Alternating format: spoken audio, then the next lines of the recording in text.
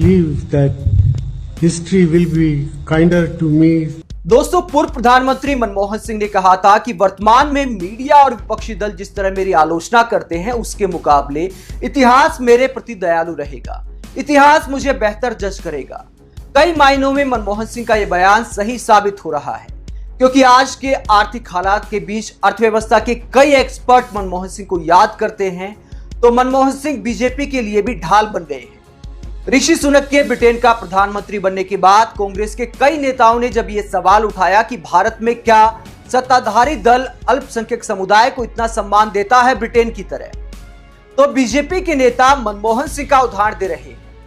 अमित मालवीय ने एक video post किया शशि थरूर का और कहा कि देखिए, भारत में भी अल्पसंख्यक समुदाय को सम्मान मिलता है।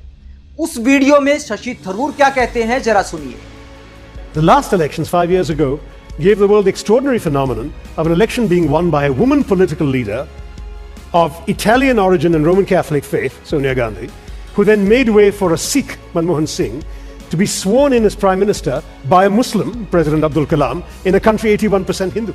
तो दोस्तों, इस वीडियो में शशि थरूर ने कहा था कि भारत में कमाल का लोकतंत्र है। एक रोमन कैथलिक महिला को जनादेश मिलता है, वो एक सिख के लिए कुर्सी छोड़ती हैं और एक मुस्लिम देश का राष्ट्रपति है। ये है भारत का लोकतंत्र। लेकिन दोस्तों, वो उस दौर की बात थी। आज विपक्षी नेता बीजेपी से सवाल पूछ रहे हैं कि वर्तमान दौर में सत्ताधारी दल अल्पसंख्यक समुदाय को कितना सम्मान देता है। उसकी बजाय बीजेपी के नेता उदाहरण दे रहे हैं मनमोहन सिंह का, जिनको मौका दिया था कांग्रेस ने, बीजेपी ने नहीं दिया था।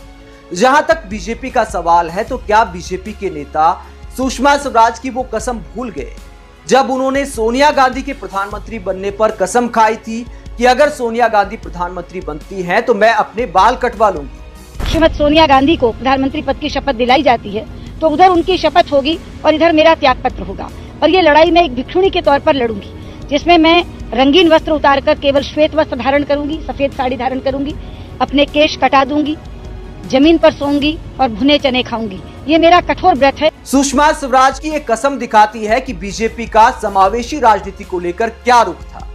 आज भारतीय मूल का होने के बावजूद अगर ऋषि सुनक को ब्रिटेन का प्रधानमंत्री बनने का मौका मिला है, तो सोनिया गांधी के प्रधानमंत्री बनने का बीजेपी ने विरोध क्यों किया, जब ऋषि सुनक के प्रधानमंत्री बनने पर यह डंका बजाया जा रहा है कि धर्म की जीत हो रही है।